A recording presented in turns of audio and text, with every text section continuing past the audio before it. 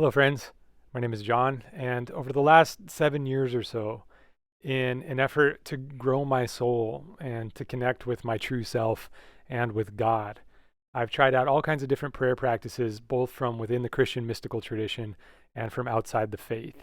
And I'm here to share those experiences with you so that as you start your own spiritual journey, you can know what to expect. And you can also know which practices might be worth your time and which ones sound like they might really resonate with where you're at spiritually.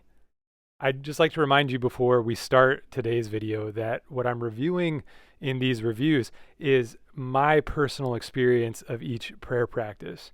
And it's important for you to know that because today we are going to review one of the spiritual practices that is most popular and most beloved by millions of people all around the world, and that is mindfulness meditation. And I have a lot of positive things to say about mindfulness, but I also have some negative things to say about mindfulness. And so I just want you to know that this review is my own personal experience. It's not a review of mindfulness meditation or the people who practice it. And I have to give that disclaimer up front because at the moment, mindfulness meditation is a little bit of a sacred cow for a lot of people. Mindfulness meditation has its roots going way back into the spiritual traditions of a lot of different religions, but a secular form of mindfulness meditation is very popular right now and is being sold by a lot of people as a cure to all kinds of health issues and mental health problems, and even just like a general lack of focus or direction in our lives. Well, there's a mindfulness meditation practice for that. Mindfulness is also one of the few prayer or spiritual practices that has been studied extensively by modern neuroscience. So there's a lot of data out there about what mindfulness can do for you and your brain. And because it's so universal and because it's so accessible and because it's so well studied, for a lot of us, even Christian mystics, when we want to get into a more mystical way of practicing our faith, or when we just want to get in touch with our spiritual side, mindfulness recently has been the place where a lot of us have started. So, what is mindfulness meditation and how do we practice it? Well, I'll give you the definition that has worked best for me. And this is the definition that I used when I was writing my thesis on Christian mysticism back in grad school. This is from a book called Altered Traits by Richard Davidson and Daniel Goldman. They are neuroscientists who are studying the effects of spirituality on the brain from a sort of Buddhist but mostly secular perspective. And their definition of mindfulness is an alert but non-reactive stance in attention. So it's like a detachment from the ideas, the desires, the passions, the self-centered thoughts, and the anxieties that distract us, whether the mind is focused or at rest. To practice this kind of mindful meditation, the meditator notes without reactivity whatever comes into mind, such as thoughts or sensory impressions like sounds, and lets them go. And that is the basic practice of mindfulness. We try to become aware of what our mind is doing. We try to notice it, but we try to notice what our mind is doing without reacting to it, without taking every suggestion from our brain and running with it and developing that thought into a giant complex of thinking. Instead, we notice the first formations of thoughts, feelings, desires, and we mark them, and then we try to let them go without reacting to them strongly. And this is not just a Buddhist practice. The 3rd century church father, John Chrysostom, talks about being a fool for Christ, and he explains it like this. It's to control one's thoughts when they stray out of line, to make the mind empty and free, swept clean for the words of God that it needs to welcome. Or, in the more concise phrasing of Desert Father Abba Bessarion, he says simply, keep silence and do not judge yourself. So Christian people have been doing this for centuries as well. And in their research, Goldman and Davidson talk a lot about how it's also not specifically a religious practice. The idea of calming down, letting our strong emotions and our sticky thoughts just sort of drift off into the air. I mean, that's something that all of us do from time to time, depending on the moment. It's a very natural thing for the human cognition to do. But a mindfulness practice is doing it intentionally for a set period of time, usually on a regular schedule of once or twice a day. Now, because you can approach mindfulness from a secular perspective, mindfulness is the spiritual discipline that has been most studied in recent years by neuroscientists who are trying to figure out what prayer and meditation do to the brain. And so far, what they've discovered is that the cognitive benefits of a regular practice of mindfulness are a subjective boost in well being, with well being described as self acceptance, personal growth, autonomy, mastery of life's challenges, satisfying relationships, and a sense of life's purpose. Mindfulness meditators also experience better impulse control, and the states we practice in meditation gradually spill over into daily life to mold our traits as human beings, at least when it comes to handling stress. Again, that's from Goleman and Davidson. Neurologically, this is due to the stronger connection between the amygdala, the brain's radar for threat, that starts the process of anxiety, and the prefrontal cortex, which is the brain center for executive control. That connection increases with long-term meditation, and it makes the meditator more immune to emotional hijacking. So people who practice mindfulness meditation in general are able to maintain a little bit better self-control and a little bit more detachment from those thoughts and passions that sweep over us and grab us and take control over us from time to time, just as human beings. They also write that besides increased abilities to manage stress, the boost in power that the prefrontal cortex receives from meditation training is crucial for an individual to maintain clear, focused attention on a task. And it also counters the effects of depression and the deterioration of brain tissue due to age-related neurological diseases like Alzheimer's and Parkinson's. Now, I'm not a neuroscientist, but when I was studying for my thesis in grad school, I did read a lot of scientific journal articles about mindfulness and its effects on the brain. And I don't know if these reports are overblown at this moment just because neuroscientists are really excited, but the practice of mindfulness does seem to have very positive cognitive effects on the human mind and brain. And it does seem to be a very healthy practice that can help us with a whole host of personal and health related issues. So if it's good for us and it's easy to practice, everybody should just practice mindfulness, right? Well, there are three main reasons why I'm only giving mindfulness 2 out of 5 stars. And again, this is only my perspective and my experience. If mindfulness works for you and it's been important to your spiritual growth, keep doing it and don't listen to me. But I give my experience of mindfulness 2 out of 5 stars. The first reason is that mindfulness is actually very hard to begin practicing. And there's a lot of anxiety when it comes to making sure that I'm meditating correctly, especially when I'm first starting out. And mindfulness, because it is a practice of watching your thoughts, tends to show you all of the toxic ways that your brain and your mind are working. And it can be very disheartening at first to realize what's going on in your head. So you might decide that you're going to practice mindfulness, and you might sit down and set a timer and try to notice your thoughts and let them go.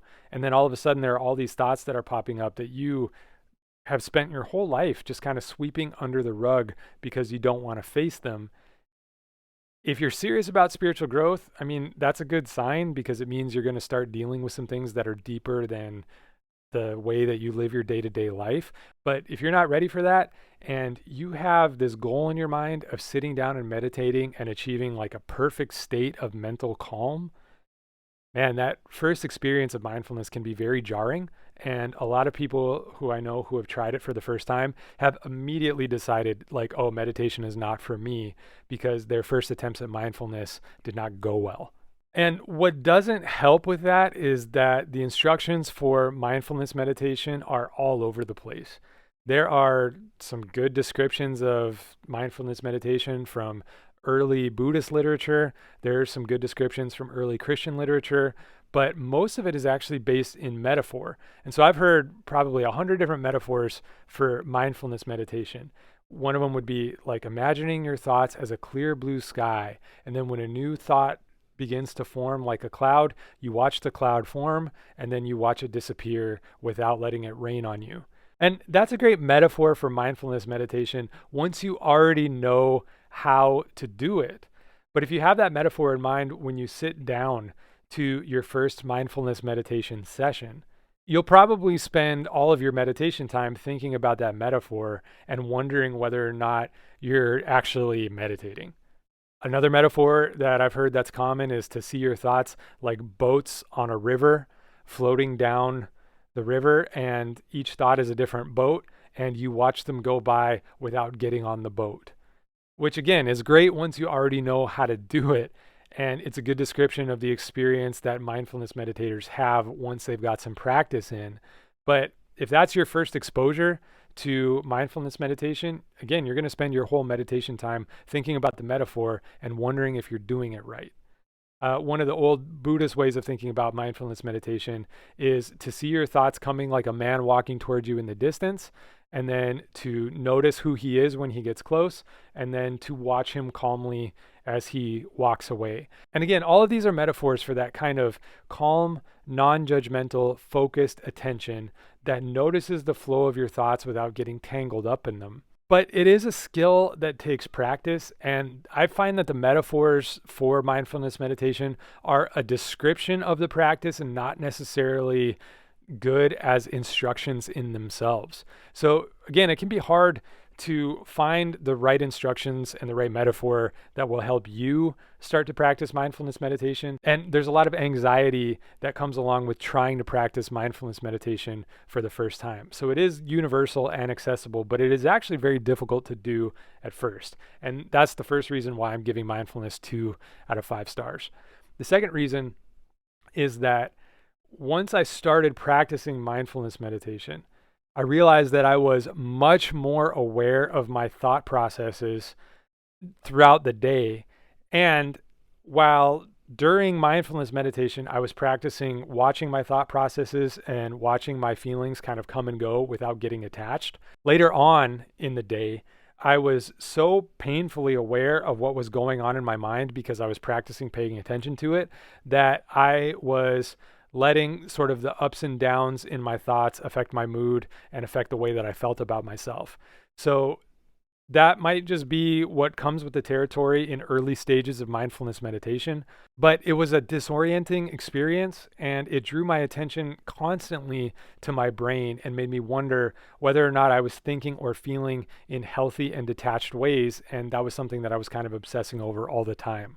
So then I would have to sit down and do more mindfulness meditation to detach my thoughts from my thoughts about my thinking, which was sort of a vicious cycle. And it just kind of became an obsession with the functioning of my own cognition. And because I had read all of the scientific material about mindfulness, it made me worry that I was being anxious, which was going to be sort of negative when it came to my mental and physical health. So I was thinking about thinking and worrying about worrying and focusing the attention of my mind on my mind. And it just kind of turned into this self-absorbed mentality that I don't think was healthy. And I also don't think that it's the point of mindfulness meditation. But by practicing mindfulness meditation a certain way with a certain level of anxiety, especially at the beginning, you can go there. But the big reason why I give mindfulness meditation 2 out of 5 stars is that the real purpose of my personal spiritual journey was not to do what I was already doing in life with better attention and with less anxiety. I began my spiritual journey because I needed a change. I needed things in my life to be upset. I wanted less control, and I wanted a more profound and serious connection with the mystery of God. And the way that I see, especially secular mindfulness being sold and practiced, is as a way to kind of gain control over your life so that you can do what you're already doing better. That's not why I'm on a spiritual journey. I'm on a spiritual journey to really discover who I am, who God made me to be, who God is and who God is not, and to sort of tear down the familiar and comfortable walls of my life and come to a more enlightened understanding of existence and what it is. I'm on a spiritual journey to be transformed by the Holy Spirit. I'm not on a spiritual journey to have, I guess, more healthy cognition and more focus and control in my relationships and in my workplace. I'm looking for that wild edge of spirituality. And the way I hear people talking about mindfulness meditation as a sort of safe, healthy practice is just not what I'm here for. And that's not what mysticism is. I want a deeper relationship with God, not a deeper relationship with my own brain. Now, for a Christian, is mindfulness meditation safe? Absolutely. I practice mindfulness meditation regularly for several years, and I did over time start to notice some of the health and cognition benefits that are promised by science. I have an inflammatory disease, and I did notice that mindfulness meditation helped with my inflammation, and it also helped me detach a little bit from what was going on in my relationships and in the world around me, from my physical reaction to those events. And so it just gave me a little bit of insulation. It gave me a little bit of a buffer so that the things around me in my life don't immediately cause an inflammatory reaction in my physical self. And I also know people who practicing mindfulness meditation have experienced health benefits and mental health benefits beyond what I personally experienced. So is there something here? Absolutely. But as somebody who's trying to be a Christian mystic, mindfulness meditation is not the deep connection with God that I was looking for. Is it a healthy aspect of a well-rounded spiritual life? Probably. But just sort of regular life, regular faith, regular Christianity plus mindfulness is not Christian mysticism. And I would really like to see more of us getting into some of the deeper spiritual practices that bring us face to face with the mysterious presence of God. And again, that's just my experience with mindfulness meditation. In the comments below, you can share your own experience with me if you want to, or just tell me what your favorite metaphor for mindfulness meditation has been. And I hope that this review of mindfulness meditation was helpful. But again, if it's worked for you or if it's important to you, don't listen to me. Follow your own spirit and follow wherever the Spirit of God is leading you. We'll see you next time until Christ is formed in us.